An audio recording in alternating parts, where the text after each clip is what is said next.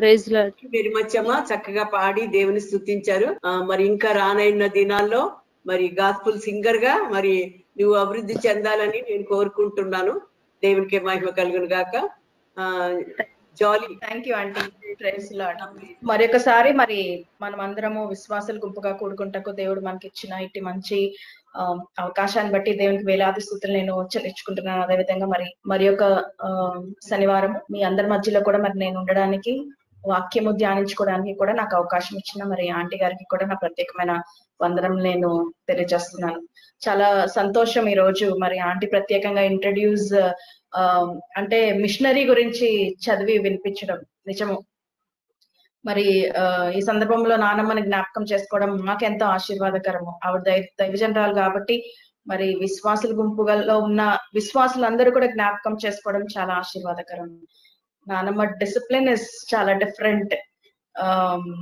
మరి ఇందాక ఆంటీ చెప్పిన రీతిగా మరి టైం కంటే ముందునే రావడం అనేది అలవాటు అంటే అది అక్కడి నుంచి వచ్చిన అలవాటే మరి మా అందరికి.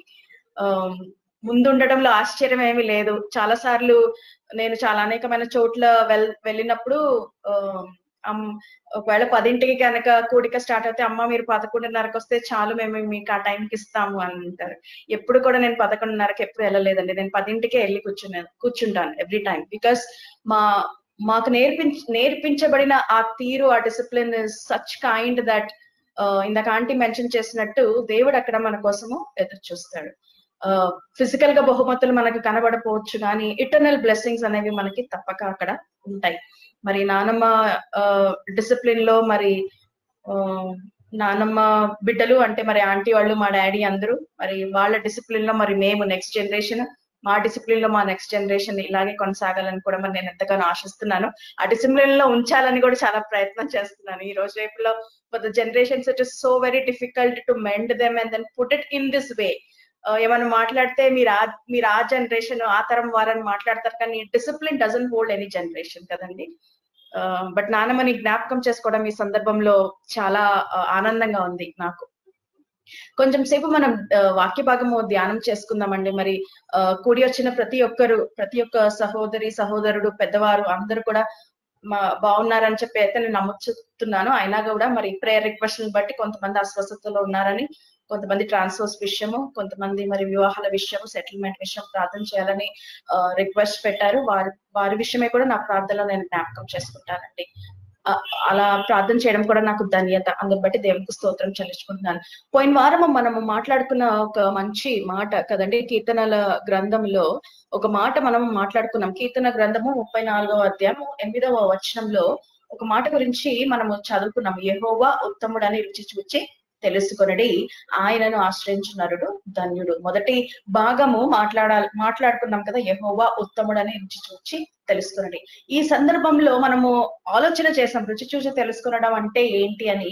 అదే విధంగా మరి మోషే గురించి మనము ధ్యానం చేసుకున్నామండి. ఈ రోజు నేను క్రొత్త నిబంధన గ్రంథంలో ఒక వ్యక్తిని ఈ రోజు మన ముందు ఉంచుకొని ధ్యానించాలని చెప్పేసి నేను ఎంతగానో ఇష్టపడుతున్నాను కూడా, ఆశపడుతున్నాను కూడా.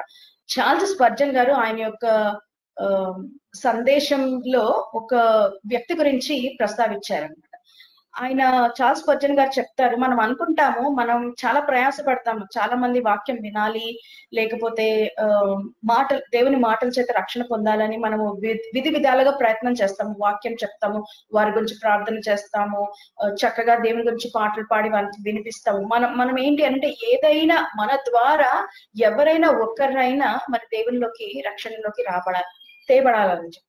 నిజమే కదా. కానీ దేవుడు ఎంత అద్భుతకరుడు అంటే చార్లెస్ స్పర్జన్ గారు చెప్తారు, మనం అనుకుంటున్నాము కానీ దేవుడు చాలా అన్యూజువల్ అయిన మెథడ్స్ లో కొంతమందిని రక్షణలోకి తీసుకొస్తారు.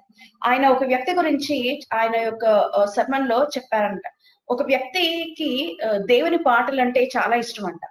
మరి ముఖ్యంగా చర్చిలో కోయర్ పాడుతుంటే ఇంకా చాలా ఇష్టపడతాడంట. అతను ఏం చేసేవాడంట, చర్చ్ మొదలయ్యే సమయానికి వెళ్ళేవాడంట. సహజంగా పాటలు మనకు తెలుసు కదా, పాటలు ముందు పాడతారు, వాక్యం తర్వాత వినిపింపు చేస్తారు. అదే తీరులో ఆ చర్చ్ లో కూడా జరుగుతున్న సమయము చర్చ్ లో పాటలు పాడినంత సేపు చాలా బాగుంటాడంట, అటెంటివ్ గా ఉంటాడంట, చప్పట్లు కొడతాడంట, ఉల్లాసంగా అతను గడుపుతాడంట. కానీ ఎప్పుడైతే పాస్టర్ గారి నుంచి మాట్లాడతారో ఈయన చెవులు 2 ఇలాగా మూసుకునే ఉంటాడంట.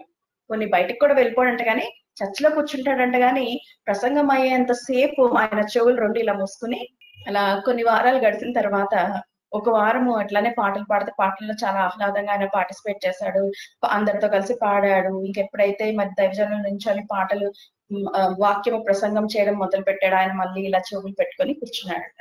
కాసేపటికి జరిగింది ఏంటి అని అంటే, ఒక పురుగు అటు ఇటు వెళ్తూ వచ్చి ఆయన ముక్కు మీద వాలిందంట. ఎలాగ మరి అప్పుడు చాలా డిస్టర్బెన్స్ గా ఉంది. సో ఆయన ఏం చేశాడు, చాలా ప్రయత్నించాడు, చేతులు ఏళ్ళు తీయకుండా ఆ యొక్క పురుగుని మరి తోలాలని చెప్పి ఆయన చాలా ప్రయత్నం చేశాడు, కానీ అది సాధ్యపడలేదు. ఇంకా తప్పలేదు అన్న సమయంలో ఒక ఏలు తీసి పురుగుని తోల్దామని ఆయన ఇట్లా అన్నప్పుడు ఒక మాట ఆయన చెవిన పడిందంట. ఏంటంటే, వినుటకు చెవులు గలవాడు వినుగాక. ఆ మాటను బట్టి he that has ears let him hear, he that has ears to hear let him hear. వినుటకు చెవులు గలవాడు వినుగాక. ఇప్పుడు వినడం అంటే మనకు తెలుసు కదా, చెవులుంటే వినడం వస్తుందా అంటే, ఈ పైన కనబడే చెవు ఉంటే మాత్రం వినడం రాదండి. దాని లోపల అంటే మనకి మెదడుకు సంబంధించిన భాగాలు ఇంకా ఉంటాయి. They should be sensory reciprocation between the sound which enters in to the brain and the reciprocation of the waves out side. అది ప్రక్రియ కదా. వినుటకు చెవులున్న వాడు వినులు కాక అంటే కేవలం వినడము కాదు, గాని విన్న మాటని మనం గ్రహించుకొని దాని తగ్గ మనము జీవించడం. నిజమే కదా. ఇప్పుడు దేవుని మాట గురించి మనము మాట్లాడుకుందామండి. ఈ సమయంలో దేవునితో అనుభవం గురించి మనం మాట్లాడుకుంటున్న ఈ సందర్భంలో నేను పౌలు గురించి మీ ముందు ఉంచాలని చెప్పి, పౌలు గురించి ప్రస్తావన చేయాలని చెప్పి నేను ఇష్టపడుతున్నాను. ఈ సాయంకాల సమయంలో మనందరికీ పౌలు తెలుసు. పౌలు పేరు అంతకు ముందు సౌలు. యూదులలో సౌలు అనే పేరు చాలా కామన్. ఈ సౌలు బ్యాక్గ్రౌండ్ మనందరికీ తెలుసు. సౌలు సకల విద్యలో ప్రావీణ్యత గలవాడు, the best school of theology. ఆనాడు ధర్మశాస్త్రంలో ద బెస్ట్ స్కూల్ దగ్గర, బెస్ట్ పండితుల దగ్గర ఆయన ఎడ్యుకేషన్ పొంది ఉన్నారు. అంటే ధర్మశాస్త్రములో ఇంకా దిట్ట. He was so strong in the old test Torah, అంటే ఆ 5 ఖండాల్లో అతను చాలా దిట్ట. ఇటువంటి సౌలు కి ఎప్పుడైతే యేసు క్రీస్తుని ప్రజలు వెంబడిస్తున్నారు, కొంతమంది వెంబడిస్తున్నారు, ఆయన శిష్యులుగా ఉన్నారు, ఈ యేసు క్రీస్తుని గురించి వారు ప్రచురపరుస్తున్నారు అని చెప్పినప్పుడు ఇతనికి నచ్చలేదు. ఇతని ప్రధాన యాజకుల దగ్గర ఒక ఆర్డర్ తీసుకున్నారు. ఎవరైతే యేసు క్రీస్తు గురించి మరి చెప్తున్నారో వారిని నేను కనుగొంటే హింసిస్తాను, వీలుంటే చంపేస్తాను కూడా అని చెప్పి అక్కడ ఆ ప్రధాన యాజకుల దగ్గరికి వెళ్ళి ఆయన యొక్క ఆల్మోస్ట్ ఒక ఆర్డర్ తీసుకొని దమస్కు మార్గాన ఆయన వెళ్తున్నాడు, ఇంకా కొంతమందిని వేసుకొని. సౌలు అపోస్తలుల కార్యములు 9వ అధ్యాయము లో ఈ యొక్క సంఘటన మనకి కనబడుతుంది. అపోస్తలుల కార్యములు 9వ అధ్యాయంలో ఈ సంఘటన మనకి కనబడుతుందండి. ఇక్కడ 9వ అధ్యాయము 3వ వచనంలో, అంటే ఈయన దమస్కుకు వెళ్తున్న ఈ సందర్భంలో ఉన్న ఈ మాట, అతడు ప్రయాణము చేయుచు దమస్కు దగ్గరికి వచ్చినప్పుడు అకస్మాత్తుగా ఆకాశం నుండి ఒక వెలుగు అతని చుట్టూ ప్రకాశించాడు. It was so sudden that there was so much of light around him. ఆయన చుట్టూ ఒక ఆకాశం నుండి ఒక వెలుగు ఆయన చుట్టూ అక్కడ ప్రకాశించినట్టుగా ఇక్కడ చెప్పబడుతుంది. ఆ తర్వాత చూడండి, ఆ తర్వాత జరిగింది ఏంటి అని అంటే, అతడు నేల మీద పడినప్పుడు అతనికి ఒక స్వరము వినబడుతుంది. ఏంటి స్వరము? ఆ స్వరం చెప్తుంది, సౌలా సౌలా నీవేళ నన్ను హింసించుచున్నావని ఒక స్వరము అతనితో పలుకుట అతను వినను. చెవులు ఉన్నాయి కదా, కానీ స్వరము విన్నాడు. వినడమే కాదు, గ్రహించుకున్నాడండి. అందుకనే ఎప్పుడైతే సౌలా సౌలా నీవేళ నన్ను హింసించుచున్నావని ఒక స్వరము పలుకుట అతను విన్నాడో, వెంటనే సౌలు రెస్పాండ్ అవుతున్నాడు. ఏమనంటున్నాడండి? ప్రభువా నీవు ఎవరవని అతను అడుగుతున్నాడు. He's so sensible enough. He did not ignore that sound. ఆ యొక్క స్వరాన్ని అతను తేలిగ్గా తీసుకోలేదు. ఇది ఏంటో అని చెప్పి భ్రమపడలేదు. వెంటనే నేల మీద పడిపోయాడు. It was such an unusual light. ఎంత ప్రకాశం అయిన వెలుగు అంటే అతను నేల మీద పడిపోయాడు. ఇంకా కంగారు, కన్ఫ్యూజన్, ఇట్ ఇస్ ఆల్ ఖయోస్, అంటే కన్ఫ్యూజన్ ఉంది అక్కడ. కానీ అంత కన్ఫ్యూజన్ మధ్యలో కూడా ఆయనకు స్వరం వినబడుతుంది. ఏంటి అంటే, నన్ను ఎవరో పిలుస్తున్నారు నా పేరు పెట్టి, సౌలా సౌలా అని ఎవరో పిలుస్తున్నారు, ఆయన ఎవరు అని నేను తెలుసుకోవాలి. కాబట్టి అతను తిరిగి హిస్ ఆన్సరింగ్ అడుగుతున్నారు, ప్రభువా నీవు ఎవరివి? చెవులు ఉన్నవారు వినగలిగిన వారు విన్నవారు వినడము మాత్రమే కాదు గ్రహించుకోవాల్సిన ఈ సందర్భము, సౌలు కూడా వినడం మాత్రమే కాదండి, ఆయన గ్రహించుకున్నారు ఎవరో నాతో మాట్లాడుతున్నారని. ఆ మాట్లాడేది ఎవరు అని చెప్పి అతను తెలుసుకోవడానికి చాలా ఇష్టపడ్డాడు. ఆ తర్వాత యేసుక్రీస్తు పలికిన మాటలు గమనించగలం కదా. నీవు ఎవరవని అతడు అడుగగా యేసుక్రీస్తు చెప్తున్న మాటలు, ఆయన నేను నీవు హింసించుచున్న యేసు. ఒక మాట యేసుక్రీస్తు గురించి కదా. యేసుక్రీస్తు తను తాను గురించి ఎలాగ ఆయనకు పరిచయం చేసుకున్నాడు? మొదటిగా సౌలా సౌలా అని పేరు పెట్టి సౌలుని సంబోధించాడు. మనం పాత నిబంధన గ్రంథంలో మోషేని జ్ఞాపకం చేసుకున్నప్పుడు దేవుడు మోషేని మోషే మోషే అని అక్కడ మోషేని పిలిచినట్టుగా మనము గమనించుకున్నాం. పోయిన వారం మనం ధ్యానించుకున్నాం కదా. ఇక్కడ దేవుడు సౌలా సౌలా అని చెప్పి సౌలుని పిలవడం మనం ఇక్కడ జరుగుతుంది. జరగడమే కాదండి, ఇంకా ఆయన చెప్తున్నాడు, నీ వలన నీవేళ నన్ను హింసించుచున్నావని అతన్ని అడగడం కూడా అక్కడ జరుగుతుంది. నేను పిలుస్తున్నాను, నేను పిలిచిన వాడు ఎవరు అని మరి అడిగినప్పుడు కూడా యేసుక్రీస్తు ఆయనకి పరిచయం చేసుకుంటున్నాడు. నేను ఎవరని నువ్వు అనుకుంటున్నావు, ఎవరని నీవు మరి వివరణ కోరుతున్నావు కదా, నీవు హింసించుచున్న యేసుని. ఆ యొక్క సెంటెన్స్ లో మొత్తము యేసు గురించి ఆ సమయంలో ఉన్న సౌలుకి అర్థమైపోయిందండి. ఎవరితను? యేసుక్రీస్తు. ఈ యేసుక్రీస్తుని సౌలు ఏం చేస్తున్నాడంటే హింసించుచున్నాడు. అంతేనండి. ఆ 2-3 ముక్కల్లోనే సౌలు పౌలుగా మారిపోవడము, దేవుణ్ణి అతను అనుభవించి రుచి చూచి దేవుణ్ణి అతను రుచి చూచి తెలుసుకున్నట్టుగా మనం ఇక్కడ గమనించగలం. సౌలుకి ఉన్న ఆధిక్యత ఏంటి అని అంటే, అన్యజనులలో దేవుని సువార్త ప్రకటించడం. ఇందాక మనం మిషనరీ గురించి మాట్లాడుకున్నాం కదా. డేవిడ్ బ్రెయినార్డ్ ఆయన రెడ్ ఇండియన్స్ మధ్యన చాలా శ్రమపడి అస్వస్థతకి గురైనప్పటికీ కూడా కొన్ని ఆత్మలైన దేవుని రక్షించాలని చెప్పి ఆయన తాపత్రయపెట్టాడు. He was a machinery.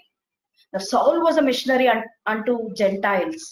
అన్య జనులకు దేవుని సువార్త మోసుకెళ్ళడానికి దేవుడు అతన్ని ఒక గొప్ప పాత్రగా వాడుకోవడానికి, అతన్ని మలుచుకోవడానికి దేవుడు ఇష్టపడ్డాడు. ఆ తర్వాత తెలుసు మనందరికి, పౌలుకి దేవుడు చెప్తున్న మాట 6వ వచనంలో, ఇదే అధ్యాయం అపొస్తలుల కార్యములు 9వ అధ్యాయం 6వ వచనంలో, నీవు ఎవరివని అడిగిన తర్వాత యేసు తను తాను ఇంట్రడ్యూస్ చేసుకున్న తర్వాత, నీవు హింసించుచున్న యేసును నేను అని చెప్పిన తర్వాత అతనికి ఒక డైరెక్షన్ ఇచ్చాడు, ఒక అడ్వైస్ ఇచ్చాడు. ఏంటి అని అంటే, లేచి పట్టణంలోనికి నీవు వెళ్ళు, అక్కడ నీవు ఏం చేయవలనో అది నీకు తెలుపబడనని యేసు సౌలుతో చెప్పాను. తనతో ప్రయాణం చేసిన 8వ వచనం చూస్తే, ఆ తర్వాత సౌలు పరిస్థితి చూడండి.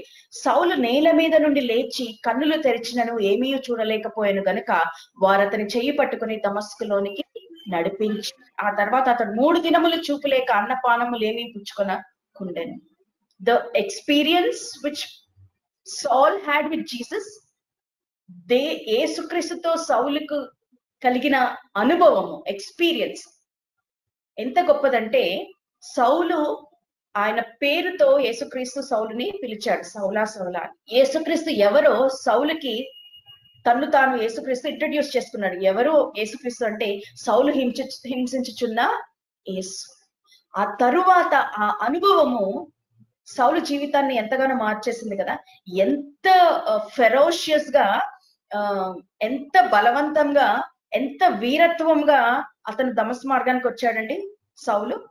ఎవరైనా దొరికితే గనక, యేసుక్రీస్తుని నమ్మిన వారు, యేసు శిష్యులు, లేకపోతే యేసుని వెంబడిస్తున్న వారు, యేసు మీద విశ్వాసము కలిగిన వారు ఎవరైనా సరే, స్త్రీ అయిన పురుషుడైన ఎవరు దొరికితే వారిని హింసించడానికి, వారిని చంపడానికి కూడా వెనకాడనని దృఢ నిశ్చయముతో దమస్కు మార్గానికి చాలా ఫెరోషియస్ గా ఆయన ఎంటర్ అవుతున్నాడు. అంత ఫెరోషియస్ గా ఎంటర్ అయిన సౌలు ఇప్పుడు పరిస్థితి, యేసుక్రీస్తుతో అనుభవము, యేసుక్రీస్తుతో మాట్లాడిన తర్వాత, యేసుక్రీస్తు స్వరము ఆయన గ్రహించుకున్న తర్వాత సౌలు యొక్క పరిస్థితి ఎలా ఉందండి?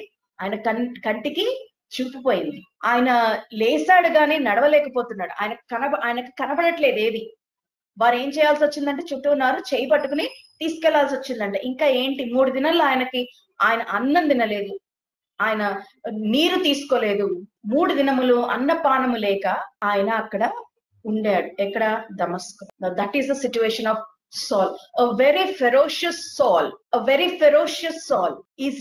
is becoming a moldable vessel. దేవునికి అనుగుణంగా, దేవునికి ఇష్టమైన సాధనముగా, పాత్రగా మలచబడడానికి సౌలు అక్కడ ఇష్టపడ్డాడండి. ఎంత తగ్గింపు వచ్చేసిందో, ఎంత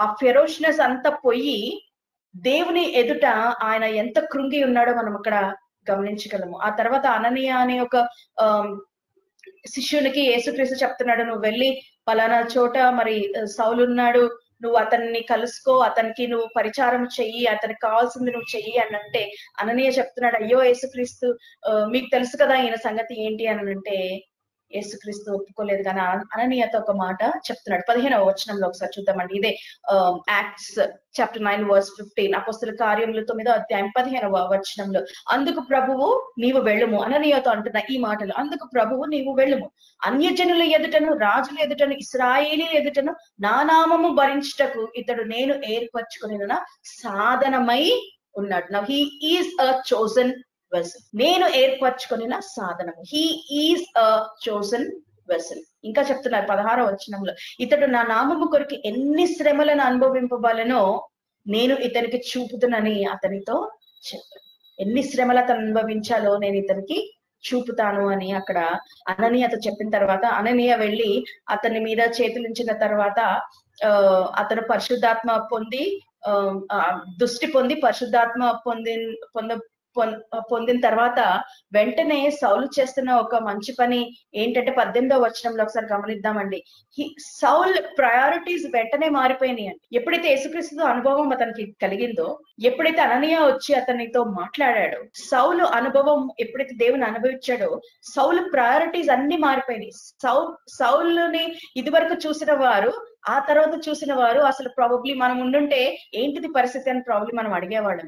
17వ వచనం చూసినప్పుడు, అననీయ వెళ్లి ఇంట ప్రవేశించి అతని మీద చేతులుంచి, సౌల సహోదరుడా, నీవు వచ్చిన మార్గంలో నీకు కనబడిన ప్రభువైన యేసు నీవు దృష్టి పొంది పరిశుద్ధాత్మతో నింపబడినట్లు అని అక్కడ చెప్తున్న సందర్భము. తర్వాత 18వ వచనం చూస్తే, అప్పుడే అతని కనుల నుండి పొరలు వంటివి రాలగా అతనికి ఏమైంది? దృష్టి కలిగింది. తర్వాత అతను ఏం చేశాడు? లేచి బాప్తిజం పొందాడు. తర్వాత ఏం చేశాడు? అప్పుడు అతను ఆహారం పుచ్చుకున్నాడు, ఆహారం వలన బలము పొందాడు. ముందు దృష్టి బాగైంది, అవ్విన వెంటనే అతను వెళ్ళి ఏం చేశాడంటే బాప్తిజము తీసుకున్నాడు. ఆ తర్వాత అతను శారీరకంగా ఆహారము తీసుకున్నాడు. ఆ తర్వాత బలం పొందాడు. ఆ తర్వాత కొన్ని రోజులు శిష్యులతో కొన్ని దినములు గడిపిన వెంటనే 20వ వచనంలో చూస్తే, వెంటనే ఆయన ఏం చేశాడు? ఆయనకి ఎప్పుడైతే బలం వచ్చిందో, శిష్యులతో ఎప్పుడైతే అతను కన్వర్జేషన్ స్టార్ట్ చేశాడో, ఎప్పుడైతే యేసుక్రీస్తు గురించి మాట్లాడుకున్నాడు, ఇంకా బాగా ఆయన స్వ అనుభవము కాక మరి శిష్యులతో కూడా ఆయన ఎప్పుడైతే మరి మాట్లాడాడో, యేసుక్రీస్తు గురించి తెలుసుకున్నాడు, ఆయన వెంటనే చేసిన పని ఏంటంటే 20వ వచనం, వెంటనే సమాజ మందిరంలో యేసే దేవుని కుమారుడని ఆయనను గూర్చి అతను ప్రకటించుచూ వచ్చాడు. వాట్ ఎక్స్పీరియన్స్ కదండి. ఎన్నిసార్లు యేసుక్రీస్తుని గురించి వినుంటాడో కదా. సౌలు విన్నాడు గాని యేసుక్రీస్తుని సొంత రక్షకునిగా అంగీకరించలేకపోయాడు. కానీ ఎవరైతే యేసుక్రీస్తుని సొంత రక్షకునిగా అంగీకరించడానికి ముందుకు వెళ్తున్నారో వారిని తప్పక హింసించాలని ఒక దృఢ నిశ్చయం చేసుకున్నాడు. యూదుల మతాన్ని వీళ్ళు కించపరుస్తున్నారని అతను భావించాడు. యూద మతాన్ని ఇంకా మరి ప్రబలం చేయాలని అతను ఇష్టపడ్డాడు. ఆ యూదుల గురించి ఆయన ఎంతగానో ప్రయాసపడ్డాడు. కానీ యేసుక్రీస్తుని నమ్మిన వారిని మాత్రం చాలా అతను హింసించాడు. కానీ ఎప్పుడైతే యేసుక్రీస్తు యేసుక్రీస్తు యొక్క స్వరము 2 మాటలు సౌలు వినికిడిలో ఉంచబడ్డాయో, ఎప్పుడైతే యేసుక్రీస్తు స్వరము సౌలు విన్నాడో, గ్రహించుకున్నాడో, వెంటనే అతను చేసిన పని ఏంటి కదా, దృష్టి రాగానే అతను వెంటనే చేసింది ఏంటంటే బాప్తిజం తీసుకున్నాడు. ఆ తర్వాత ఆహారం తీసుకుని శారీరకంగా బలపడ్డాడు. వెంటనే ఆయన చేసిన పని ఏంటంటే యేసే దేవుని కుమారుడు అని చెప్పి ప్రకటించడము మొదలు పెట్టాడు. యేసే దేవుని కుమారుడు. ఎందుకు వచ్చాడయ్యా యేసు అని కూడా తిమోతిలకు రాస్తూ, మరి పౌలు గురించి మనకు తెలుసు కదండి. దాదాపు 3/4 పార్ట్ ఆఫ్ న్యూ టెస్ట్మెంట్ పౌలు రాసిన పత్రికలే. ఎంత ధన్యకరము కదా. క్రైస్తవుల్ని చంపేస్తాను అన్న పౌలు పరిశుద్ధాత్మ ప్రేరేపణ చేత అన్ని పత్రికలు రాయడం అంటే నిజంగా దేవుని యొక్క సాధనమే. ఈ రోజు ఆ పత్రికల్ని మనం బేస్ చేసుకుని ఎంత బలపడతాం కదండి. ఈ రోజు ఆ పత్రికలను బట్టి చదువుకున్నప్పుడు మనం ఆత్మీయంగా ఎంతో ఎదుగుదలలో మనం ఉంటాం కదండి. అన్ని విషయాల గురించి పౌలు అక్కడ ఆ పత్రికల్లో రాసినట్టుగా మనము గమనించగలము. గొప్ప దేవుని యొక్క శిష్యుడు పౌలు కదా. అయితే పౌలు యేసుక్రీస్తు గురించి ఇంకా కొంచెం వివరణగా చెప్తూ తిమోతికి రాసిన మొదటి పత్రిక 1వ అధ్యాయం 15వ వచనంలో యేసుక్రీస్తు గురించి చెప్తూ, ఆయన ఎవరో చెప్తూ, పౌలు తనకు తాను ఎవరో కూడా మనకి క్లారిటీ అక్కడ ఇస్తున్నారండి. తిమోతికి రాసిన మొదటి పత్రిక 15వ అధ్యాయం, పాపులను రక్షించుటకు క్రీస్తు యేసు లోకమునకు వచ్చెను. యేసుక్రీస్తు ఎందుకు వచ్చాడు? పాపులని రక్షించుటకు. అయితే వచ్చెనను వాక్యము, ఈ వాక్యము రాయబడి ఉన్నది కదా మన కోసము. ఈ వాక్యము నిజంగా యేసుక్రీస్తు వచ్చాడు, పాపులను రక్షించడానికి యేసుక్రీస్తు వచ్చాడు. అయితే ఈ వాక్యము నమ్మదగినది, పూర్ణాంగీకారమునకు యోగ్యమైనదై ఉన్నది అని చెప్పి పౌలు మనకి ఒక ఏంటి అంటే ఒక కన్ఫర్మేషన్ ఇస్తున్నాడు. ఒకవేళ మీరు అనుకుంటున్నారేమో ఏంటి ఆ వాక్యం అని, ఈ వాక్యము నమ్మదగినది, పూర్ణాంగీకారమునకు యోగ్యమైన ఉన్నదని పౌలు మనతో చెప్తున్నాడు. అయితే ఆయన తనకు తాని గురించి కూడా ఇంకొకటి చెప్తున్నాడు. ఏంటంటే యేసుక్రీస్తు ఎందుకు వచ్చాడు లోకంలోకి అంటే పాపులను రక్షించటం కదా. అట్టి వారిలో అంటే ఎవరిలో? పాపులలో నేను ప్రధానుడను, పాపులలో నేను ప్రధానుడను. Now look at the transformation. అసలు ఆ మనిషి గురించి వినడానికి ఇష్టపడని పౌలు ఎప్పుడైతే దేవునితో అనుభవం కలిగిందో, ఎప్పుడైతే యేసుక్రీస్తు ఎవరో తెలుసుకున్నాడో, ఎప్పుడైతే యేసుక్రీస్తు తన మీదకి ఉన్న ప్రణాళికను ఆయన తెలుసుకున్నాడో, ఒక పాత్రగా దేవుడు వాడుకోవాలని ఇష్టపడుతున్నాడని తనకి ఎప్పుడైతే గ్రహింపు కలిగిందో, ఆయన దేవుని గురించి ప్రచారం పరుస్తూ మనకి చాలా తేట తెల్లంగా రాస్తున్నాడు. యేసుక్రీస్తు ఎందుకు వచ్చాడంటే పాపులను రక్షించుటకు. ఆ వాక్యము అందరము మరి నమ్మదగినది. ఈ వాక్యం నమ్మాలి, పూర్ణాంగీకారానికి ఇది యోగ్యమైనది. It is most eligible to be believed in. అయితే ఏ పాపుల గురించి అయితే యేసుక్రీస్తు వచ్చాడో ఆ పాపులలో ప్రధానుడను నేను. ఇంకా చెప్తున్నారు 16వ వచనంలో, ఆయనను నిత్య జీవం నిమిత్తము తనను విశ్వసింపబోవు వారికి నేను మాదిరిగా ఉండులాగున యేసుక్రీస్తు తన పూర్ణమైన దీర్ఘశాంతమును ఆ ప్రధాన పాపి అయిన నా యందు కనపరిచినట్లు నేను కనికరింపబడితే. I am so glad. He is so glad. Paul is so glad that God is using him to be an example to many people in the future generations. ఆయనను విశ్వసింపబోవు వారికి, అప్పటి ఉన్న వారికే కాదు, ఆ తర్వాత తరము కూడా ఎవరైతే యేసుక్రీస్తుని విశ్వసించడానికి ముందుకొస్తారో వారికి నేను మాదిరిగా ఉండేలాగున యేసుక్రీస్తు నా మీద కనికరపడ్డాడు. He is so happy being an example to whoever wants to come and then have a belief in Jesus Christ, this savior. మాదిరిగా ఉండాలి కదా. చాలా సార్లు మన జీవితంలో కూడా ఎప్పుడైనా ఏదైనా సందర్భం వస్తే ఆ అమ్మాయిలా ఉండాలి, ఆ అబ్బాయిలా ఉండాలి, వాళ్ళలాగా మాట్లాడాలి, వీళ్ళలాగా జ్ఞానం కలిగి మెదులుకోవాలి, వీళ్ళలాగా డ్రెస్ అవ్వాలి. మనము ఎగ్జాంపుల్స్ చూపిస్తాం కదా సహజంగా పిల్లలకైనా ఎవరికైనా. అరే వాళ్ళలాగా ఉండాలిరా, వాళ్ళలాగా చదువుకోవాలిరా, వాళ్ళలాగా బుద్ధిగా కూర్చోవాలిరా, వాళ్ళలాగా మంచిగా డ్రెస్ చేసుకోవాలిరా. But Paul is very happy to be such an example to us all. మన అందరికీ ఆయన మాదిరిగా ఉండడానికి, ఆ మాదిరిగా ఉంచబడడానికి యేసుక్రీస్తు తన మీద మహాకృప చూపించాడని కూడా మనకి చెప్తున్నాడు. మీ అందరికి నేను మాదిరిగా ఉండగలుగుతున్నాను అంటే అది కేవలం యేసుక్రీస్తు నా మీద చూపించిన కృపను బట్టి మాత్రమే అని చెప్పి చెప్తున్నారు. ఇంకా గమనించుకుందామండి, ఒకసారి జ్ఞాపకం చేసుకుందాము. ఇది అననీయతో యేసుక్రీస్తు పలికిన మాటలు 9వ అధ్యాయం 15వ వచనంలో, అపోస్తలుల కార్యములు 9వ అధ్యాయం 15వ వచనంలో సాధనమై ఉన్నాడు నాకు అని చెప్పి అననీయతో పౌలు గురించి చెప్తున్నాడు కదా. ఇదేనండి సాధనం. ఎలా? మన అందరికీ అతను మాదిరికరంగా ఉన్నాడు. ఇంకొక వాక్యం ఉంటుంది, ఇది అపోస్తలుల కార్యములు 9వ అధ్యాయం 16వ వచనంలో, ఇందాక మనం చదువుకున్నాం. ఇతడు నా నామము కొరకు ఎన్ని శ్రమలను అనుభవింపలేనో నేను ఇతనికి చూపుతానని అతనితో చెప్పాను. ఏంటి? పౌలు యేసుక్రీస్తు కోసం ఎన్ని శ్రమలు అనుభవించాలో యేసుక్రీస్తు పౌలుకు చూపుతానని అననీయతో చెప్పాడండి కదా. ఎన్ని శ్రమలు పౌలు పడ్డాడు కదా. ఆయన శ్రమల గురించి కొరింథీయులకు రాసిన 2వ పత్రిక 11వ అధ్యాయంలో వరుసగా ఆయన పొందిన శ్రమలన్నీ పౌలు రాసుకుంటూ వచ్చాడండి. ఎంత భయంకరమో ఆ శ్రమలు. దేవుని కోసం పాత్రగా వాడబడడానికి ఇష్టపడ్డాడు. With that privilege comes the responsibility కదా. ఆ యొక్క ఆధిక్యత బాధ్యత కూడా వచ్చేసింది. ఏంటి అని అంటే ఆ బాధ్యత ఏంటంటే శ్రమల్లో అనుభవం పొందాలి. ఏంటంట చెరసాలలో వేయబడ్డాడంట, అపరిమితమైన దెబ్బలు తిన్నాడంట, అనేక మార్లు ప్రాణాపాయ స్థితిలో పడి తప్పించుకుని వచ్చాడంట. 5 మార్లు 1 తక్కువ 40 దెబ్బలు ఆయన కొరడా దెబ్బలు ఆయన తిన్నాడు. 3 మారు బెత్తంతో ఆయన కొట్టబడ్డాడు, రాళ్లతో కొట్టబడ్డాడు, ఓడ పగిలి శ్రమ పడ్డాడు. ఒక రాత్రింబగలు సముద్రంలో అతను గడిపాడు. చాలా ఏంటి అనంటే నదుల వల్లనైనాను, స్వజనుల వల్లనైనాను, దొంగల వల్లనైనాను, అన్యుల వల్లనైనాను అతను చాలా ఆపదలలో పడ్డాడని అక్కడ రాస్తూ ఉంటాడు. తరచుగా జాగరణంతో గడపాల్సి వచ్చిందని రాస్తున్నాడు. ఆకలి దప్పులతో ఎన్నో దినాలు ఉన్నానని రాస్తున్నాడు. తరచు ఉపవాసములు చేయవలసి వచ్చిందని చెప్తున్నాడు. చలితో బాధపడ్డాను అంటున్నాడు. దిగంబరత్వంలో కూడా నేను ఉన్నానని అక్కడ కొరింథీయులకు రాసిన 2వ పత్రిక 11వ అధ్యాయంలో మరి పౌలు వరుసగా రాస్తున్నాడు.